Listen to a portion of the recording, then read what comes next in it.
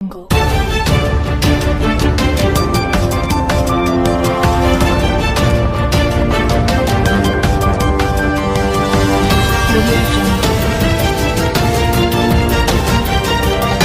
Sir, ಇವತ್ತಿನ ಕಾರ್ಯಕ್ರಮ ಬಗ್ಗೆ ನಿಮ್ಮ ಅಭಿಪ್ರಾಯ? ಕರ್ನಾಟಕದಲ್ಲಿ ಮದ್ಯ ನಿಷೇಧ ಜಾರಿಯಾಗಬೇಕು ಮತ್ತು ಅಂಗಡಿಗಳಲ್ಲಿ, ಕಿರಾಣಿ ಅಂಗಡಿಗಳಲ್ಲಿ, ಪೆಟ್ಟಿ ಅಂಗಡಿಗಳಲ್ಲಿ, ಮನೆಗಳಲ್ಲಿ ಅಕ್ರಮವಾಗಿ ಮದ್ಯ ಮಾರಾಟ ಆಗ್ತಿರುವಂತದನ್ನ ತಡೆಗಟ್ಟಬೇಕು ಎನ್ನುವ ನಿಟ್ಟಿನಲ್ಲಿ ಕರ್ನಾಟಕ ರಾಷ್ಟ್ರ ಸಮಿತಿ ಪಕ್ಷವು ರಾಜ್ಯದಲ್ಲಿ ಅಭಿಯಾನವನ್ನು ಹಮ್ಮಿಕೊಂಡಿದೆ. ಇವತ್ತು ಬಳ್ಳಾರಿ ಜಿಲ್ಲೆಯ ಕಂಪ್ಲಿ ತಾಲೂಕಿನ ಇಟಗಿಯಲ್ಲಿ ಈ ಕಾರ್ಯಕ್ರಮ ನಡೆಸಿ ನಾವು ಈಗ ಕೂಡ್ಲಿಗಿಯತ್ತ ಹೊರಟಿದ್ದೇವೆ. ಕೂಡ್ಲಿಗಿಯಲ್ಲಿ ನಾಳೆ ಶುಕ್ರವಾರ 2026ನೇ ಇಸ್ವಿಯ ಜನವರಿ 23ನೇ ತಾರೀಕು ಅಲ್ಲಿ ಕೂಡ್ಲಿಗಿ ತಾಲೂಕಿನ ಅಮ್ಮನಕೇರಿಯಲ್ಲಿ ಈ ಅಭಿಯಾನವನ್ನ ನಡೆಸ್ತಾ ಇದ್ದೀವಿ. ಈ ಅಭಿಯಾನದಲ್ಲಿ ಗ್ರಾಮಸ್ಥರೆಲ್ಲರೂ ಸೇರಿ, ಕರ್ನಾಟಕ ರಾಷ್ಟ್ರ ಸಮಿತಿ ಪಕ್ಷದ ಸೈನಿಕರು ಎಲ್ಲ ಸೇರಿ ಊರಿನಲ್ಲಿ ಜನಜಾಗೃತಿ ಕಾಲ್ನಡಿಗೆ ಜಾಥಾವನ್ನ ಮಾಡಿ, ಆಮೇಲೆ ಅಲ್ಲಿ ಖಾಲಿ ಮದ್ಯದ ಪ್ಯಾಕೆಟ್ಗಳಿಗೆ ಮದ್ಯವನ್ನ ಸುರಿದು ಬೆಂಕಿ ಹಚ್ಚಿ, ನಂತರ ಸಭಾ ಕಾರ್ಯಕ್ರಮವನ್ನ ಮಾಡಿ ತಾಲೂಕಿನ ಹಿರಿಯ ಅಬಕಾರಿ ಅಧಿಕಾರಿಗಳನ್ನ, ಪಿಡಿಒ ಅವರನ್ನ, ಕಂದಾಯ ಇಲಾಖೆ ಅಧಿಕಾರಿಗಳನ್ನ, ಪೊಲೀಸ್ ಇಲಾಖೆಯವರನ್ನ ಕರೆಸಿ ಆ ಊರಿನಲ್ಲಿ ನಡೀತಿರುವಂತಹ ಅಕ್ರಮ ಮದ್ಯ ಮಾರಾಟದ ಬಗ್ಗೆ ಅವರ ಗಮನ ಸೆಳೆದು ಅಕ್ರಮ ಮದ್ಯ ಮಾರಾಟ ನಿಲ್ಲಲೇಬೇಕು ಅನ್ನುವಂತಹ ಒತ್ತಾಯವನ್ನ ಹೇರಿ ನಾವು ಈ ಅಭಿಯಾನವನ್ನ ನಡೆಸುತ್ತಿದ್ದೇವೆ. ಇವತ್ತು ಭಾರತ ಸರ್ಕಾರ, ಕರ್ನಾಟಕ ಸರ್ಕಾರಗಳು ಬಡತನ ನಿವಾರಣೆಗಾಗಿ, ಸಾಮಾಜಿಕ ನ್ಯಾಯಕ್ಕಾಗಿ ಅನೇಕ ಜನಕಲ್ಯಾಣ ಯೋಜನೆಗಳನ್ನ ಜಾರಿಗೆ ತಂದಿವೆ. ಆದರೆ ಗ್ರಾಮೀಣ ಭಾಗದ ಬಡತನ ನಿವಾರಣೆ ಆಗಿಲ್ಲ, ಸಾಮಾಜಿಕ ನ್ಯಾಯ ಸಿಕ್ಕಿಲ್ಲ. ಇದಕ್ಕೆ ಬಹುಮುಖ್ಯ ಕಾರಣ ಅಂದ್ರೆ ಗ್ರಾಮೀಣ ಭಾಗದಲ್ಲಿರುವಂತಹ ಬಡವರಲ್ಲಿರುವಂತಹ ಮದ್ಯ ವ್ಯಸನ. ವಿಶೇಷವಾಗಿ ಅಂದ್ರೆ ಈ ಬಡವರೇ ಯಾಕೆ ಇದಕ್ಕೆ ತುತ್ತಾಗ್ತಿದ್ದಾರೆ ಅಂದ್ರೆ ಅದು ಜನ ಜಾಗೃತಿಯ ಕೊರತೆ ಒಂದು ಕಡೆ ಆದ್ರೆ, ಇನ್ನೊಂದು ಕಡೆ ಅವರ ಮದ್ಯವ್ಯಸನದಿಂದ ಕುಟುಂಬಗಳು ಹೇಗೆ ನಾಶವಾಗ್ತಿವೆ ಅಂದ್ರೆ, ಬಹುತೇಕ ಮದ್ಯವ್ಯಸನಕ್ಕೆ ತುತ್ತಾಗಿರುವಂತಹ ಕುಟುಂಬದ ಗಂಡಸರು ತಮ್ಮ ದುಡಿಮೆ ಎಲ್ಲಾ ಹಣವನ್ನ ಈ ಬಾರ್ ಅಂಡ್ ರೆಸ್ಟೋರೆಂಟ್ಗಳಿಗೆ, ವೈನ್ ಸ್ಟೋರ್ಗಳಿಗೆ ಅಂದ್ರೆ ಮದ್ಯಕ್ಕೆ ಖರ್ಚು ಮಾಡ್ತಾರೆ. ಮನೆಗೆ ಏನೂ ತೆಗೆದುಕೊಂಡು ಹೋಗೋದಿಲ್ಲ. ಇಡೀ ಕುಟುಂಬವೇ ಹೆಣ್ಣು ಮಕ್ಕಳ ಮೇಲೆ, ದುಡಿಮೆಯ ಮೇಲೆ ನಡೀತಾ ಇರುತ್ತೆ. ಹಾಗಾಗಿ ಆ ಕುಟುಂಬ ಆರ್ಥಿಕ ಚೈತನ್ಯವನ್ನು ಪಡ್ಕೊಳ್ಳೋದಕ್ಕೆ ಸಾಧ್ಯ ಆಗೋದಿಲ್ಲ. ಈ ಹಿನ್ನೆಲೆಯಲ್ಲಿ ಕರ್ನಾಟಕ ರಾಷ್ಟ್ರ ಸಮಿತಿ ಪಕ್ಷ ಇದೆಲ್ಲವನ್ನು ಮನಗಂಡು ರಾಜ್ಯದಲ್ಲಿ ಮದ್ಯ ನಿಷೇಧ ಜಾರಿ ಆದ್ರೆ ಮಾತ್ರ ಈ ಗ್ರಾಮೀಣ ಭಾಗದ ಬಡತನ ನಿವಾರಣೆ ಆಗುತ್ತೆ, ಕಲ್ಯಾಣ ಯೋಜನೆಗಳ ಅನುಷ್ಠಾನ ಸರಿಯಾಗಿ ಆಗುತ್ತೆ ಅನ್ನುವಂತಹ ಹಿನ್ನೆಲೆಯಲ್ಲಿ ಈ ಅಭಿಯಾನವನ್ನ ಹಮ್ಮಿಕೊಂಡಿದೆ. ನಮ್ಮ ಭ್ರಷ್ಟ ಜೆಸಿಬಿ ಪಕ್ಷಗಳು ಅಂದ್ರೆ ಜೆಡಿಎಸ್, ಕಾಂಗ್ರೆಸ್, ಬಿಜೆಪಿ ಪಕ್ಷಗಳು ಚುನಾವಣೆಗಳಲ್ಲಿ ಹಣ ಹಂಚಿ, ಹೆಂಡ ಕುಡಿಸಿ ರಾಜಕಾರಣ ಮಾಡುವ ಕಾರಣದಿಂದಾಗಿ ಇವತ್ತು ಮಧ್ಯ ವಯಸ್ಕರು ಅಷ್ಟೇ ಅಲ್ಲ, ಅಪ್ರಾಪ್ತ ವಯಸ್ಕರು ಅಂದ್ರೆ ಟೀನೇಜರ್ಸ್ ಅಂತ ನಾವೇನ್ ಹೇಳ್ತೀವಿ, 17-18 ವರ್ಷದವರು, ಅವರು ಸಹ ಚುನಾವಣೆಗಳ ಸಂದರ್ಭದಲ್ಲಿ ಮದ್ಯಪಾನವನ್ನ ಮಾಡೋದಕ್ಕೆ ಶುರು ಮಾಡ್ತಿದ್ದಾರೆ. ಯಾಕಂದ್ರೆ ರಾಜಕಾರಣಿಗಳು ಅಂತವ್ರನ್ನೆಲ್ಲ ಹುಡುಕಿ ಕರ್ಕೊಂಡು ಹೋಗಿ ಅವರಿಗೆ ಕುಡಿಸಿ ಚುನಾವಣೆಗಳಲ್ಲಿ ಓಟ್ಗಳನ್ನ ಪಡೆದುಕೊಳ್ಳುವಂತಹ ಕೆಲಸವನ್ನ ಮಾಡ್ತಿದ್ದಾರೆ. ಈ ಹಿನ್ನೆಲೆಯಲ್ಲಿ ಈಗ ಜಾಗೃತಿ ಆಗಬೇಕು, ಭ್ರಷ್ಟ ಜೆಸಿಬಿ ಪಕ್ಷಗಳನ್ನ ಜನ ತಿರಸ್ಕರಿಸಬೇಕು, ಮದ್ಯ ನಿಷೇಧ ಜಾರಿ ಮಾಡದ ಸರ್ಕಾರಕ್ಕೆ ಧಿಕ್ಕಾರ ಕೂಗಬೇಕು. ಈ ಹಿನ್ನೆಲೆಯಲ್ಲಿ ಜಾಗೃತಿ ಮಾಡುವಂತ ಕಾರ್ಯಕ್ರಮವನ್ನು ಕರ್ನಾಟಕ ರಾಷ್ಟ್ರ ಸಮಿತಿ ಪಕ್ಷ ಮಾಡ್ತಾ ಇದೆ. ಇದನ್ನ ನಾವು ಕಂಡುಕೊಂಡ ಹಾಗೆ ಕಳೆದ 4 ದಿನಗಳಿಂದ ಯಾದಗಿರಿ, ರಾಯಚೂರು, ಕೊಪ್ಪಳ ಮತ್ತು ಬಳ್ಳಾರಿ ಜಿಲ್ಲೆಯಲ್ಲಿ ನಡೆದಂತಹ ಅಭಿಯಾನದಲ್ಲಿ ಗ್ರಾಮಗಳ ಜನರು ಬಹಳ ದೊಡ್ಡ ಸಂಖ್ಯೆಯಲ್ಲಿ ಬೆಂಬಲಕ್ಕೆ ಬಂದಿದ್ದಾರೆ. ಹಾಗೆಯೇ ಗ್ರಾಮ ಪಂಚಾಯತಿ ಪಿಡಿಒಗಳು, ಅಬಕಾರಿ ಇಲಾಖೆ ಅಧಿಕಾರಿಗಳು, ಕಂದಾಯ ಇಲಾಖೆ ಅಧಿಕಾರಿಗಳು, ಪೊಲೀಸರು ಸಹ ನಾವು ಅಭಿಯಾನ ಮಾಡಿದ ಕಡೆ ಎಲ್ಲ ನಾವು ಅಕ್ರಮ ಮದ್ಯ ಮಾರಾಟ ನಿಲ್ಲಿಸೋದಕ್ಕೆ ಪ್ರಯತ್ನ ಪಡ್ತೀವಿ. ನಮ್ಮ ಊರನ್ನ ಸಾರಾಯಿ ಮುಕ್ತ ಗ್ರಾಮ, ಮದ್ಯ ಮುಕ್ತ ಗ್ರಾಮ ಅಂತ ಘೋಷಿಸ್ತೀವಿ ಅಂತೆಲ್ಲ ನಮ್ಗೆ ಮಾತು ಕೊಟ್ಟಿದ್ದಾರೆ. ಸಂತೋಷದ ವಿಚಾರ ಏನು ಅಂದ್ರೆ, ನಾವ್ ಎಲ್ಲೆಲ್ಲಿ ಹೋಗಿದ್ದೀವೋ ಈಗ 4 ದಿನಗಳಲ್ಲಿ ಅಲ್ಲೆಲ್ಲ 10, 20, 30 ಅಂಗಡಿಗಳಲ್ಲಿ, ಮನೆಗಳಲ್ಲಿ ನಡೀತಿದ್ದಂತ ಅಕ್ರಮ ಮದ್ಯ ಮಾರಾಟ ಸಂಪೂರ್ಣವಾಗಿ ಬಂದಾಗಿದೆ. ಈಗ ಅದನ್ನ ಉಳಿಸ್ಕೊಳ್ಳುವಂತಹ ಜವಾಬ್ದಾರಿ ಮತ್ತು ಬದ್ಧತೆ ಆ ಊರಿನ ಜನರಿಗಿದ್ರೆ ಖಂಡಿತ ಅದನ್ನ ಅವರು ಉಳಿಸ್ಕೊಳ್ತಾರೆ ಮತ್ತು ಬೇರೆ ಊರುಗಳಿಗೆ ಮಾದರಿ ಆಗ್ತಾರೆ ಅನ್ನುವಂಥ ವಿಶ್ವಾಸ ನನಗಿದೆ. ನಮಸ್ಕಾರ. ಇತ್ತೀಚೆಗೆ ನಾವು ಸಾಮಾಜಿಕ ಮಾಧ್ಯಮಗಳಲ್ಲಿ ಗಮನಿಸ್ತಾ ಇದ್ದೀವಿ, ನೀವು 4-5 ದಿನಗಳಿಂದ ಒಂದು ಅಭಿಯಾನವನ್ನ ಮಾಡ್ತಾ ಇದ್ದೀರಿ, ಮದ್ಯಮುಕ್ತ ಕರ್ನಾಟಕ ಅಭಿಯಾನ ಅಂತ ಹೇಳಿ. ಏನಾದ್ರ ಗುರಿ ಮತ್ತು ಉದ್ದೇಶ ತಿಳಿಸಿ. ನಮ್ಮ ಕೆಎಸ್ ಪಾರ್ಟಿಯ ಪ್ರಣಾಳಿಕೆಗಳಲ್ಲಿ ಅದು ಒಂದು ಪ್ರಣಾಳಿಕೆಯಲ್ಲೂ ಕೂಡ ಒಂದಾದಂತ ಪ್ರಸ್ತಾವನೆ ಅದು. ನಾವು ರಾಜ್ಯದಲ್ಲಿ ಅಧಿಕಾರಕ್ಕೆ ಬಂದ್ರೆ ನಮ್ಮ ರವಿಕೃಷ್ಣ ರೆಡ್ಡಿ ಅವರು, ಗೌರವ ಅಧ್ಯಕ್ಷರು, ಸಂಸ್ಥಾಪಕ ಅಧ್ಯಕ್ಷರಾದ ರವಿಕೃಷ್ಣ ರೆಡ್ಡಿ ಅವರು ಅಧಿಕಾರಕ್ಕೆ ಬಂದ್ರೆ ಖಂಡಿತ ರಾಜ್ಯದಲ್ಲಿ ಮದ್ಯ ನಿಷೇಧ ಮಾಡ್ತಾರೆ.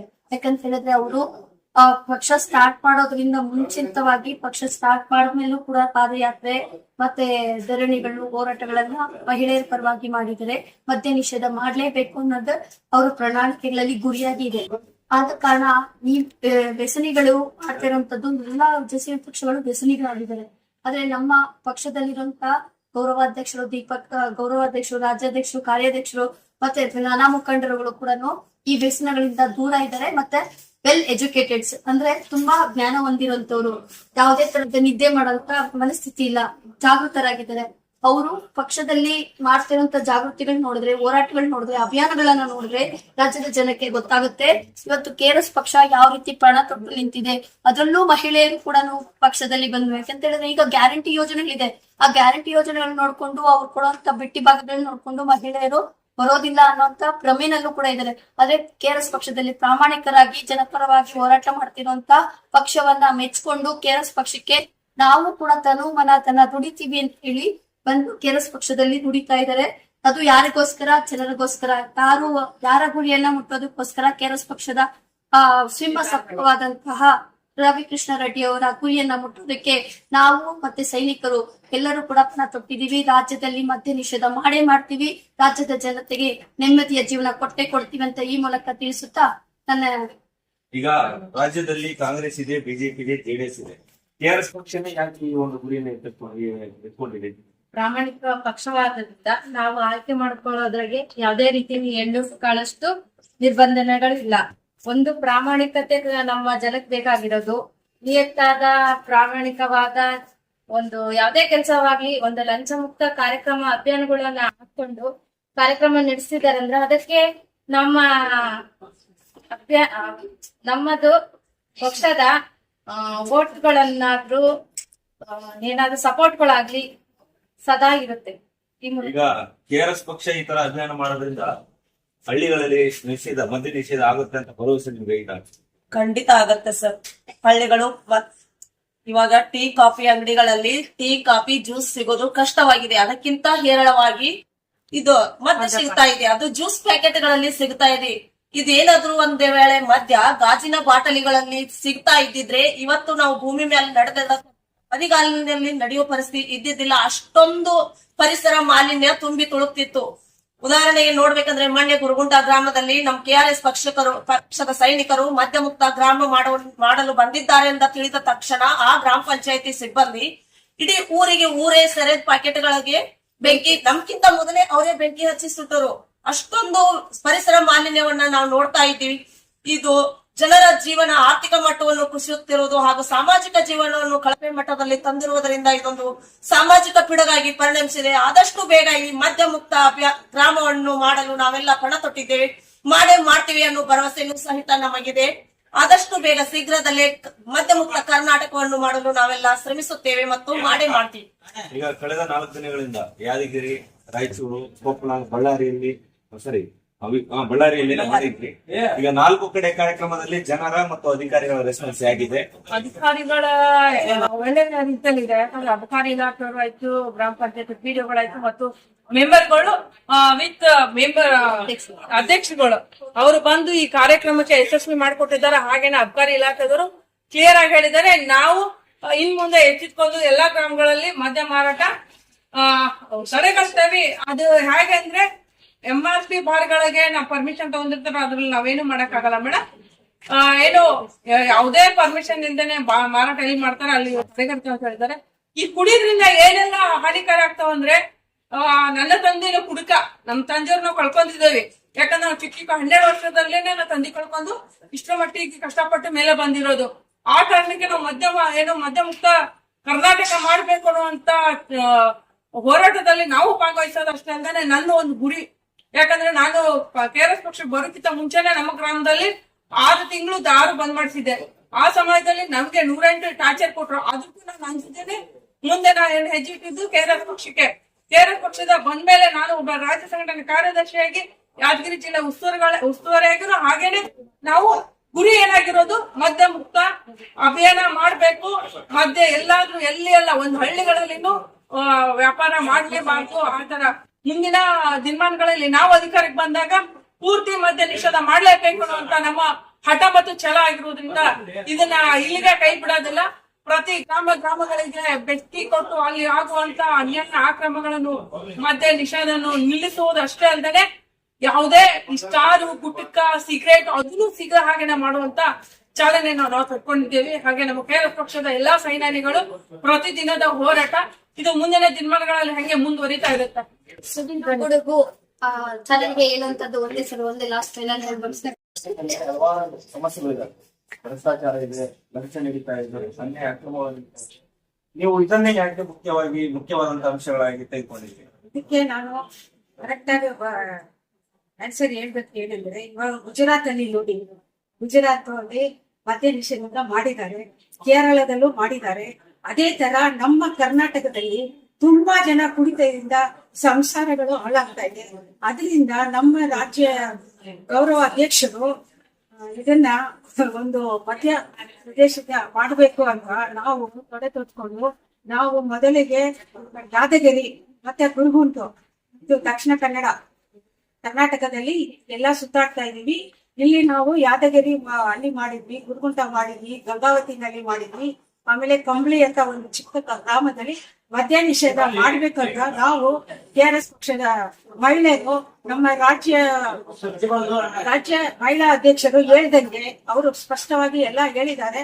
ದಯವಿಟ್ಟು ಕರ್ನಾಟಕದ ಇರೋ ಜನರು ದಯವಿಟ್ಟು TRS ಪಕ್ಷಕ್ಕೆ ಅಧಿಕಾರಕ್ಕೆ ತಂದ್ರೆ ಫುಲ್ ಅಂಡ್ ಫುಲ್ ಮದ್ಯ ನಿಷೇಧ ಇರಲ್ಲ, ಎಲ್ಲರ ಸಂಸಾರಗಳು ಚೆನ್ನಾಗಿರತ್ತೆ. ಇಷ್ಟ ನಾನು ಹೇಳಕ್ ಬಯಸ್ತೀನಿ. ನಮಸ್ಕಾರ. ನಮ್ಮ ಗುರಿ KRS ಪಕ್ಷನ ಅಧಿಕಾರಕ್ಕೆ ತರುವಂತದ್ದು, ಮದ್ಯ ನಿಷೇಧ ಮಾಡುವಂತದ್ದು, ಜೊತೆಗೆ ಲಂಚ ಮುಕ್ತ ಕರ್ನಾಟಕ, ಭ್ರಷ್ಟಾಚಾರ ಮುಕ್ತ ಕರ್ನಾಟಕ, ಹೆಣ್ಣು ಮುಕ್ತ ಕರ್ನಾಟಕ, ಮದ್ಯ ಮುಕ್ತ ಕರ್ನಾಟಕ ನಿರ್ಮಿಸೋದು. ಮತ್ತೆ ನಮ್ಮ ರಾಜ್ಯದ ಜನರು ನಮ್ಮ KRS ಪಕ್ಷದ ಪ್ರತಿಯೊಬ್ಬರು ಕೂಡ ಸೇನಾನಿಗಳಾಗಿ ರಾಜ್ಯಾದ್ಯಂತ ಅವರು ಸುಭಕ್ಷವಾಗಿ ಎಲ್ಲಾ ರೀತಿಯಾದಂತಹ ಸೌಲಭ್ಯಗಳನ್ನ ಪಡೆಯುವಂತದ್ದೇ ನಮ್ಮ ಕನಸಾಗಿರುತ್ತೆ. ಈ ಕನಸು ನನಸು ಮಾಡುವಂತದ್ದು ನಿಮ್ಮ ಜವಾಬ್ದಾರಿಯಾಗುತ್ತೆ. ರಾಜ್ಯದ ಜನರು ಬೆಂಬಲಿಸ್ತಾರೆ ಅಂತ ನಂಬಿಕೆ ಇಟ್ಕೊಂತ ಪ್ರತಿಯೊಂದು ಹೆಜ್ಜೆನ ಮುಂದೆ ಇಡ್ತಾನೆ ಇರ್ತೀವಿ. ನೀವು ಬನ್ನಿ, ಪಕ್ಷವನ್ನು ಸೇರಿ, ಪಕ್ಷವನ್ನು ಬೆಂಬಲಿಸಿ, ಜೊತೆಗೆ ಕೈ ಜೋಡಿಸಿ, ಹಾಗೂ ನಾವು ಮದ್ಯ ಮುಕ್ತ ಕರ್ನಾಟಕವನ್ನ ನಿರ್ಮಿಸೋಣ. ಜೈ ಹಿಂದ್, ಜೈ ಕರ್ನಾಟಕ, ಜೈ KRS. ವೀಕ್ಷಕರೇ, ಇಷ್ಟೊತ್ತು ಕರ್ನಾಟಕ ರಾಷ್ಟ್ರ ಸಮಿತಿ ಪಕ್ಷದ ಮಹಿಳಾ ಸೇನಾನಿಗಳು ಏನೋ ಗುರಿ ಇಟ್ಕೊಂಡಿದ್ದಾರೆ, ಮದ್ಯ ಮುಕ್ತ ಕರ್ನಾಟಕದ ಗುರಿ ಇಟ್ಕೊಂಡು ಈಗಾಗಲೇ 4-5 ದಿನಗಳಿಂದ ನಿರಂತರವಾಗಿ ಹಳ್ಳಿಗಳಲ್ಲಿ ಜಾಗೃತಿ ಜಾಥಾವನ್ನು ಮಾಡ್ತಾ, ಸಭಾ ಕಾರ್ಯಕ್ರಮ ಮಾಡ್ತಾ, ನೂರಾರು ಯುವಕರಿಗೆ ಸ್ಫೂರ್ತಿಯಾಗಿ ಕೆಲಸ ಕಾರ್ಯಗಳನ್ನು ಮಾಡ್ತಾ ಇದ್ದಾರೆ.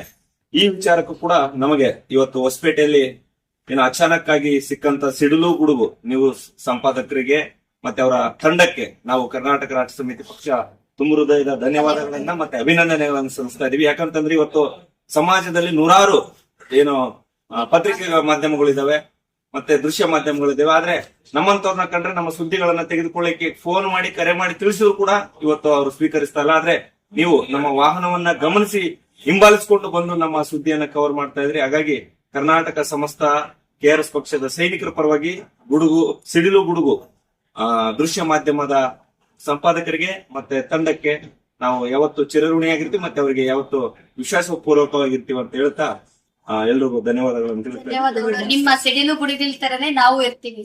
Thank you. ಕೊನೆಯದಾಗಿ ಒಂದು ಮಾತನ್ನು ಹೇಳೋದಕ್ಕೆ ಬಯಸ್ತೇನೆ. KRS ಪಕ್ಷದಲ್ಲಿ ರವಿಕೃಷ್ಣ ರೆಡ್ಡಿ ಅವರ ಅಧಿಕಾರ ಬಂದರೆ ಭ್ರಷ್ಟಾಚಾರ ಎಲ್ಲ ಮುಕ್ತಗೊಳ್ಳುತ್ತೆ, ಸಾರಾಯ ಮುಕ್ತಗೊಳ್ಳುತ್ತೆ. ಎಲ್ಲಾ ಬಡ ಹೆಣ್ಣು ಮಕ್ಕಳು ನೆಮ್ಮದಿಯಾಗಿ ಜೀವನ ಮಾಡಿಕೊಡುವಂತೆ ನಾವೆಲ್ಲರೂ ಆಗ್ರಹಿಸ್ತೇವೆ ನಮ್ಮ ಪಕ್ಷದ ಪರವಾಗಿ. ಮೇಡಮ್, ತಮ್ಮ ಹೆಸರು, ತಮ್ಮ KRS ಪಕ್ಷದಲ್ಲಿ ತಮ್ಮ ಜವಾಬ್ದಾರಿ? ನನ್ನ ಹೆಸರು ಆಶಾ ವಿದೇಶ್ ಅಂತ, ಮಹಿಳಾ ಘಟಕದ ರಾಜ್ಯಾಧ್ಯಕ್ಷೆ. ನಾನು ಕೊಪ್ಪಳ ಜಿಲ್ಲೆಯಿಂದ ಬಂದಿದ್ದೀನಿ. ಮೇಡಮ್, ತಮ್ಮ ಹೆಸರು, ತಮ್ಮ ಪಕ್ಷದಲ್ಲಿ ತಮ್ಮ ಹುದ್ದೆ ಮತ್ತು ತಮ್ಮ ಜಿಲ್ಲೆ? ಶಕುಂತಲಾ ಅಶೋಕ್ ಇಳಿಗೇರ್ ಅಂತ, ನಾನು ರಾಜ್ಯ ಮಹಿಳಾ ಉಪಾಧ್ಯಕ್ಷೆ, ಬೆಳಗಾವಿ ಜಿಲ್ಲೆಯಿಂದ ಬಂದಿದ್ದೆ. ನಮಸ್ಕಾರ ಬಂಧುಗಳೇ, ನಾನು KRS ಪಕ್ಷದ ರಾಜ್ಯ ಸಂಘಟನಾ ಕಾರ್ಯದರ್ಶಿ, ಯಾದಗಿರಿ ಜಿಲ್ಲಾ ಉಸ್ತುವಾರಿ, ನಂದು ಪ್ರಾಪರ್ ಬಿಜಾಪುರ.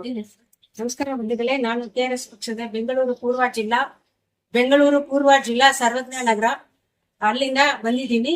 ನಾನು KRS ಪಕ್ಷದಲ್ಲಿ ರಾಜ್ಯ ಮಹಿಳಾ ಕಾರ್ಯದರ್ಶಿಯಾಗಿದ್ದೀನಿ. ಧನ್ಯವಾದ. ನಮಸ್ಕಾರ ಬಂಧುಗಳೇ, ರೇಖಾ ಅಂತ ಹೇಳಿ, ಚಿತ್ರದುರ್ಗ ಜಿಲ್ಲಾ ಮಹಿಳಾ ಘಟಕದ ಪ್ರಧಾನ ಕಾರ್ಯದರ್ಶಿಯಾಗಿ. ನಮಸ್ಕಾರ ಬಂಧುಗಳೇ, ಪಶ್ಚಿಮ ವಲಯದಿಂದ ನಾವು ಉಡಿಲ್ ಮೇಲೆ ಅಂದ್ಬಿಟ್ಟು ನಮ್ಮ ಹೆಸರು, ಬೆಂಗಳೂರಿಂದ ಬಂದಿದ್ವಿ. ನಮಸ್ಕಾರ ಸ್ನೇಹಿತರೆ, ನಾನು ಕೋಲಾರದಿಂದ ಬಂದಿದ್ದೀನಿ. ನನ್ನ ಹೆಸರು KRS ಪಕ್ಷದ ಸರಿ